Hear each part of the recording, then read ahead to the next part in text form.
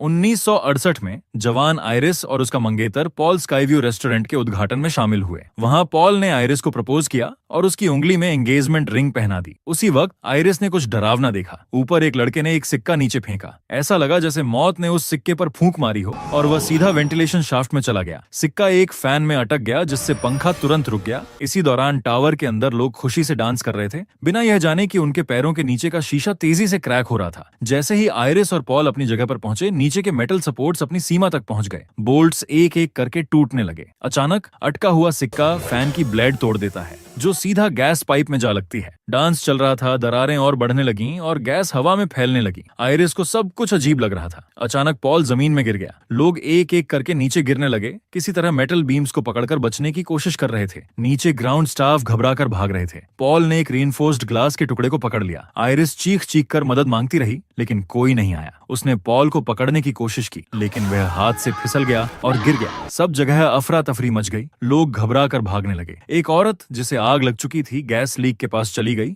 और एक जबरदस्त धमाका हो गया। जो लोग तेजी से नहीं भाग पाए वे जिंदा नहीं बचे। आयरिस मुश्किल से आग से बच पाई। स्टाफ ने बचे हुए लोगों से चिल्लाकर कहा कि तुरंत बाहर निकलो। वह लड़का जिसने सिक्का फेंका था रास्ता दिखाता हुआ सबसे आगे भाग रहा था। घबराए हुए लोग इमरजेंसी एग्जिट की तरफ दौड़ पड़े, लेकिन मौत ने यह भी पहले से तय कर रखा था। वॉकअवे गिर गया और जितने लोग उसमें गए सभी मारे गए। चमत्कार से वह लड़का बच गया। बचे हुए लोग एलिवेटर की तरफ भागे, एक दूसरे को धक्का देते हुए। एक बूढ़े आदमी ने आयरिस को धक्का दे दिया, लेकिन वह खुद एलिवेटर के बीच में अटक गया। ओवरलोड होने की वजह से एलिवेटर ने काम करना बंद कर दिया और बूढ़े आदमी की हालत बहुत खराब हो गई। आयरिस दूसरा रास्ता ढूंढने लगी, लेकिन तनाव का असर उसकी प्रेगनेंसी पर पड़ने लगा। उसने देखा चीजें एक तरफ खिसक रही हैं और छत में दरारें पड़ रही हैं। तब उसे एहसास हुआ कि कोई बड़ी मुसीबत आने वाली है, तो वह जल्दी से ऊपर चढ़ गई। लेकिन सब इतने किस्मत वाले नहीं थे। फ्लोर 2 हिस्सों में बंट गया और एक तेज ढलान बन गई। लोग खुद को रोक नहीं पाए और नीचे की तरफ फिसल गए, सीधा जाकर रीइंफोर्स्ड ग्लास पर गिरे। एक औरत को लगा कि वह बच गई है, लेकिन जैसे ही उसने ऊपर देखा, एक पियानो खतरनाक तरीके से हिल रहा था। मौत ने एक बार फिर दखल दिया और एक सिक्का पियानो पर गिरा और वह पियानो सीधा उस बेचारी औरत पर गिर गया। अब तक उस ग्रुप के सभी लोग गिर चुके थे। वह लड़का जो अब तक बचा हुआ था मुस्कुराते हुए निकल गया, लेकिन पियानो उसके ऊपर आ गिरा। आयरिस पॉल के लिए बहुत रोई, लेकिन तभी उसने एक और लड़के को खतरे में देखा और उसे बचाने के लिए अपनी जान दांव पर लगा दी। उसी वक्त ऊपर से पूरी बिल्डिंग गिरने लगी। आखिरी पल में आयरिस ने एक मेटल के टुकड़े को पकड़ लिया, लेकिन जब ध्यान से देखा गया तो उसकी जान उसके हाथ ने नहीं,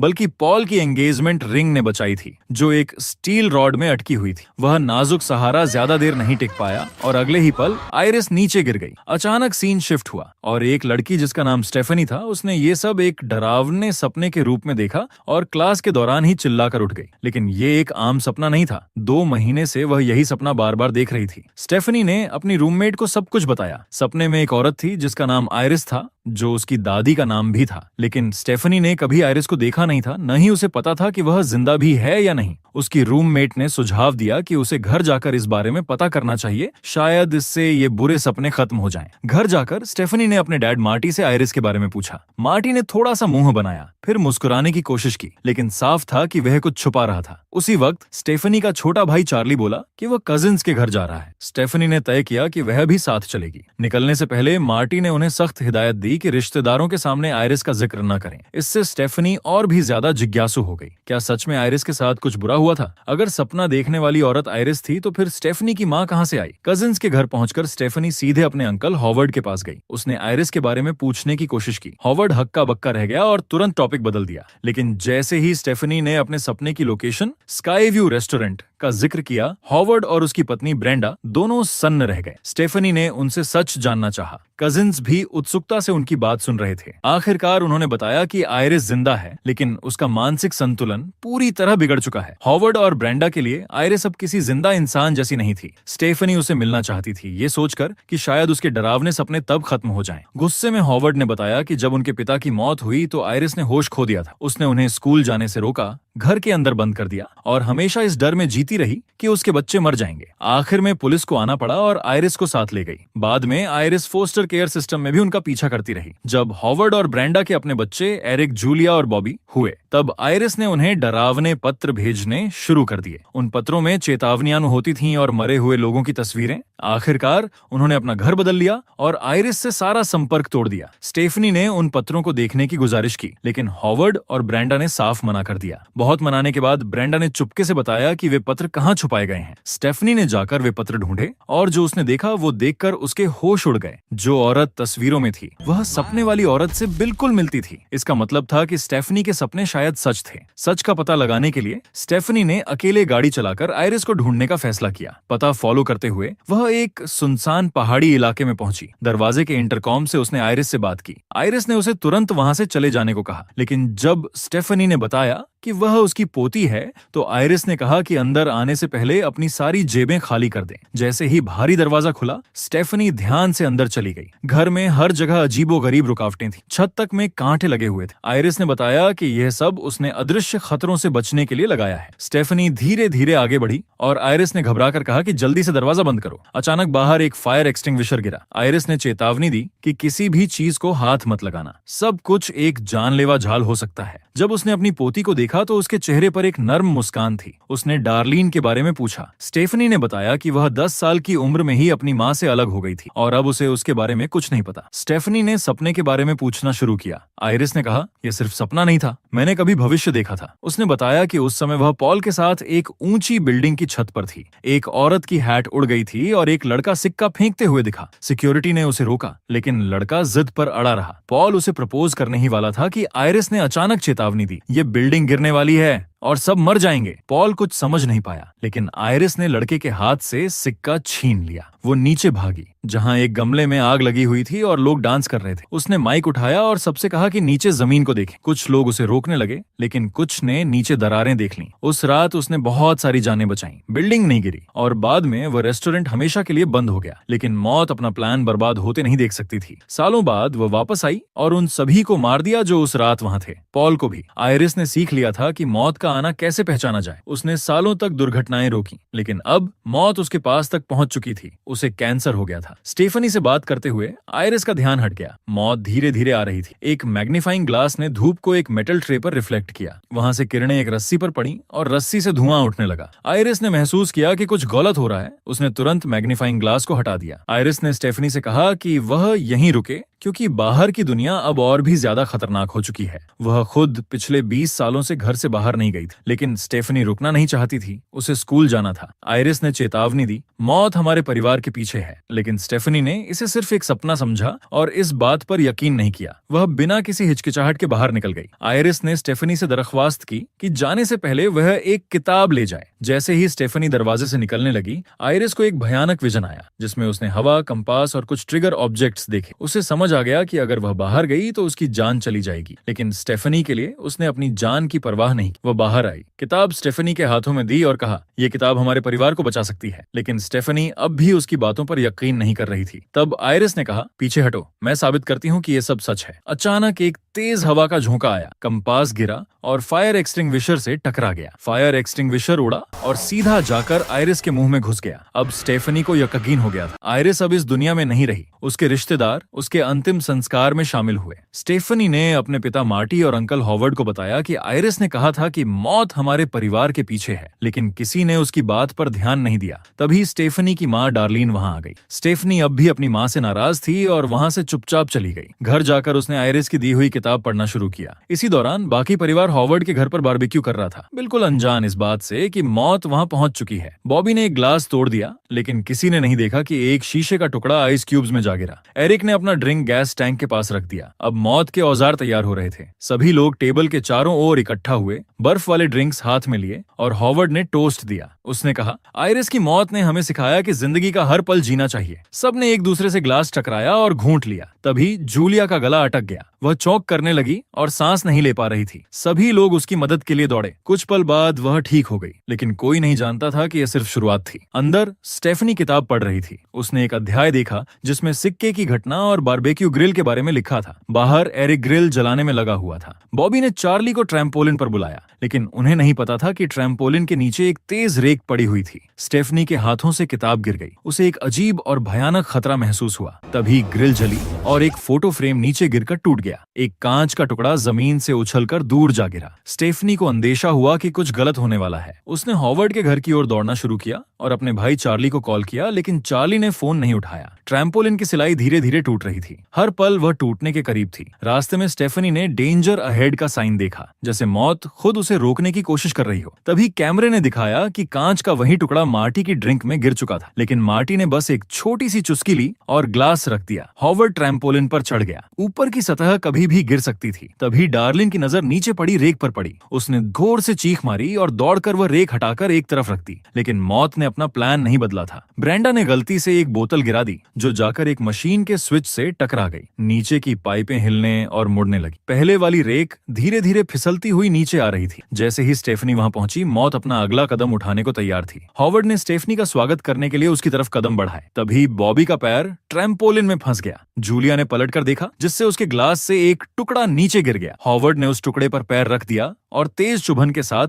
उसके पैर में गहरी चोट लग गई। उसी पल वह पहली रेक लॉन मोवर पर गिर गई। मोवर का ब्लेड तुरंत घूमने लगा। हॉवर्ड का संतुलन बिगड़ गया और वह सीधा नीचे गिरा। लॉन मोवर हॉवर्ड की ओर बढ़ा और अगले ही पल उसकी जान ले गया। परिवार ने एक और अंतिम संस्कार में हिस्सा लिया। स्टेफनी तुरंत घर लौट आई और फिर से किताबें पलटनी शुरू की। उसे एक नोट मिला, जिसमें लिखा था, जेबी ने किसी ऐसे शख्स को ढूंढ लिया जो जिंदा बच गया था। अब उसने ये विश्लेषण शुरू किया कि अगला कौन हो सकता है। आइरिस और पॉल के बच्चे थे, हॉवर्ड और डार्लिन। हॉवर्ड के बच्चे थे एरिक, जूलिया और बॉबी, और डार्लिन के बच्चे थे स्टेफनी और चार्ली। ये सभी एक ही खून के रिश्ते से जुड़े हुए थे और मौत की इस चेन से बच नहीं सकते थे। स्टेफनी ने सबको ये पैटर्न समझाने की कोशिश की। हर कोई चुपचाप सुनता रहा। सब कुछ उस रेस्टोरेंट की डेथ लिस्ट से जुड़ा था। मौत का सिलसिला ठीक उसी क्रम में चल रहा था जैसा कि आइरिस ने पहले देखा था। असल में उस दिन अगर आइरिस ने समय रहते चेतावनी न दी होती तो सैकड़ों लोगों की जान चली जाती। लेकिन अब मौत वापस लौट आई थी और इस बार एक एक करके सबको अपनी लिस्ट से मिटा रही थी। स्टेफनी ने बताया कि मौत का अपना एक सीक्वेंस होता है। पहले हॉवर्ड के घर वाले गए और अब अगला नंबर उसके अपने परिवार का था। क्योंकि मार्टी और ब्रेंडा खून के रिश्तेदार नहीं थे, इसलिए वो इस चेन का हिस्सा नहीं थे। इसका मतलब था वो सबसे ज्यादा खतरा अब एरिक पर था, जो हॉवर्ड का सबसे बड़ा बेटा था। लेकिन किसी ने भी स्टेफनी की बात पर विश्वास नहीं किया। लोग उसे या तो जुनूनी समझने लगे या फिर अभिशप्त। धीरे धीरे सब उससे दूर हो गए। एरिक अपने काम पर चला गया। वहां एक घूमता हुआ पंखा गलती से एक लटकती हुई चेन से टकरा गया, जो सीधे जाकर एरिक की नॉज रिंग में फंस गई। जमीन पर पहले से ही डिसइंफेक्टेंट गिरा हुआ था। पंखा घूमता रहा, चेन कसती गई। एरिक अपनी उंगलियों के बल पर खड़ा रहा, बेचैनी से अपना बैलेंस बनाए रखते हुए। तभी उसका हाथ एक लैंप से टकराया और लैंप जैसे ही नीचे गिरा, वो सीधा उस ज्वलनशील डिसइंफेक्टेंट पर गिरा और तुरंत आग लग गई। सब कुछ और भी खतरनाक हो गया था। टेबल का कांच भी टूट चुका था। एरिक दर्द और घबराहट में खुद को बचाने की कोशिश कर रहा था। आखिरी कोशिश में उसने झटके से चेन तोड़ दी। जैसे ही वह नीचे गिरा और ज्यादा डिसइंफेक्टेंट जमीन पर फैल गया और सिर्फ कुछ ही सेकंड्स में पूरी दुकान में जोरदार धमाका हो गया। इसी बीच स्टेफनी की घबराहट और बढ़ गई। एरिक ने पूरी रात उसके किसी भी कॉल का जवाब नहीं दिया था। उसने चार्ली को जगाया और उसके साथ एरिक को ढूंढने निकल पड़ी। रास्ते में उसकी कार का एरिक से टकराव होते होते बचा,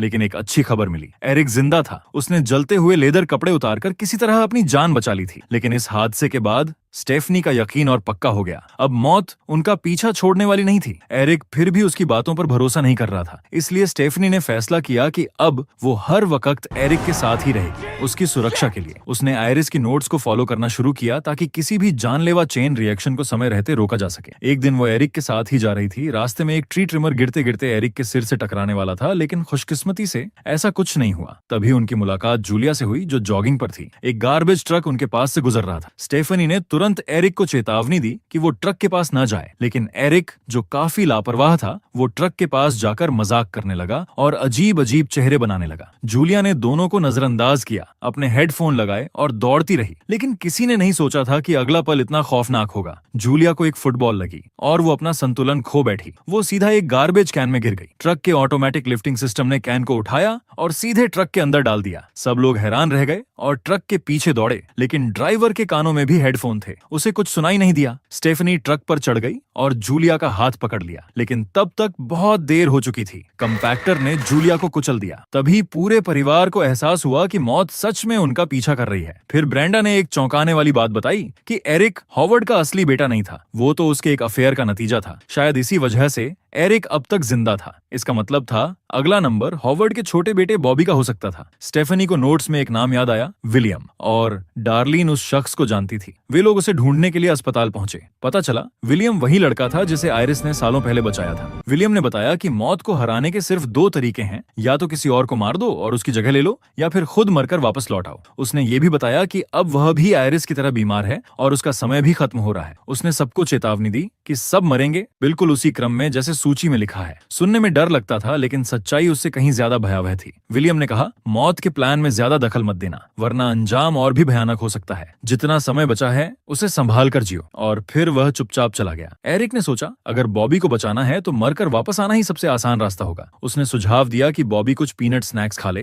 ताकि उसकी एलर्जी एक्टिवेट हो जाए और डॉक्टर उसे मौत के किनारे से वापस ला सकें। उन्होंने वेंडिंग मशीन से पीनट्स का पैकेट लिया, लेकिन पीनट्स अंदर अटक गए। गुस्से में आकर एरिक ने कांच तोड़ दिया। दोनों ने मिलकर मशीन उठाई। काफी मेहनत के बाद पीनट्स मिल गए। फिर वे अगले कमरे में गए, लेकिन गलती से एमआरआई स्कैनर एक्टिवेट हो गया। जबरदस्त मैग्नेटिक फोर्स के चलते एरिक का पूरा शरीर मशीन की ओर खींचने लगा और तभी पीछे से एक व्हील चेयर तेज रफ्तार में उड़ती हुई आई, जो सीधे उसे टक्कर मारकर मशीन के अंदर धकेल गई। एरिक एमआरआई मशीन के अंदर कुचल गया। बॉबी, जिसने पीनट्स खा लिए थे, कुछ कर नहीं पाया। उसने एरिक के हाथ से इंजेक्शन लाने की कोशिश की। तभी एक डॉक्टर ने शोर सुनकर दरवाजा खोला और फिर आया सबसे डरावना पल। वेंडिंग मशीन से एक छोटी सी स्प्रिंग निकलकर सीधे बॉबी के सिर में जा घुसी। स्टेफनी, डार्लिन और चार्ली एक दूसरे से चिपक कर रो रहे थे। अब उन्हें समझ आ गया था कि मौत से बचना नामुमकिन है, इसलिए उन्होंने फैसला किया कि अब सब कुछ दांव पर लगाकर आयरिस की जगह पर रहेंगे और उसी की तरह मौत का सामना करेंगे। तीनों ने एक गाड़ी उठाई और निकल पड़े पहाड़ों में आयरिस के पुराने केबिन की ओर। उन्हें यह तक पता नहीं चला कि नोटबुक से एक सिक्का गिर चुका था, जिसे एक बूढ़ी औरत ने उठा लिया था। केबिन पहले से ही एक डरावने सन्नाटे में डूबा था, जैसे मौत वहां उनका इंतजार कर रही हो। स्टेफनी ने गैस दबाकर गाड़ी को केबिन की तरफ घुमा दिया, लेकिन रास्ते में क्रैश हो गया और सीट बेल्ट फंस गई। अब मौत की निगाह डार्लिन पर थी। अगर वह केबिन के अंदर सुरक्षित पहुंच जाती तो शायद सबकी जान बच जाती, लेकिन किसी ने शॉर्ट सर्किट से उठती चिंगारियों की तरफ ध्यान नहीं दिया। जैसे ही डार्लिन केबिन के गेट तक पहुंची, एक तेज धमाका हुआ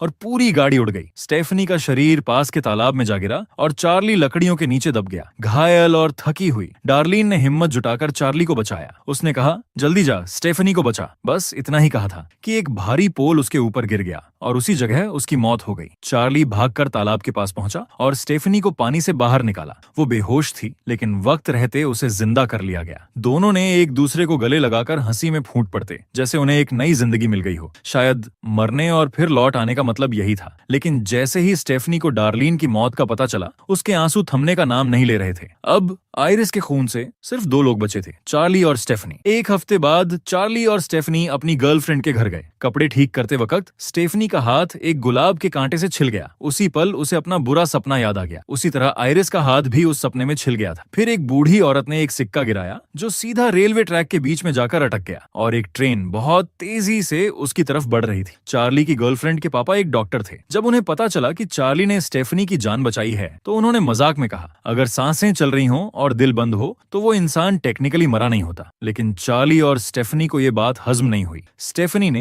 एक लाल गाड़ी देखी, बिल्कुल वैसी ही जैसी उसके सपने में थी, और चार्ली की गर्लफ्रेंड ने भी वही कपड़े पहने थे जो आयरिस ने उस दिन पहने थे। स्टेफनी के अंदर का डर और भी गहरा हो गया। तभी ट्रेन पटरी से उतर गई। एक भयानक धमाका हुआ। ट्रेन सीधे उनकी तरफ बढ़ रही थी। स्टेफनी गिर गई। चार्ली ने उसे खींच कर उठाया। ऐसा लगा जैसे वो बच गए, लेकिन वो नहीं बचे।